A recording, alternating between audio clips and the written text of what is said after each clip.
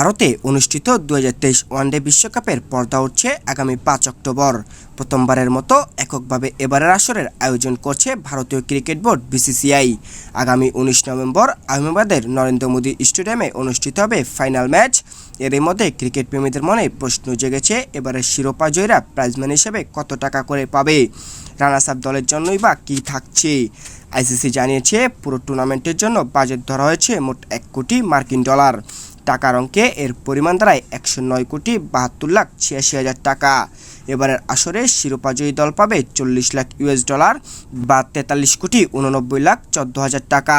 শিরোপার একেবারে কাছাকাছি গিয়েও ট্রফি ছুঁতে না পারা রানার্স আপ দলকে দেওয়া হবে $20 লাখ বা 21,94,57,000 টাকা।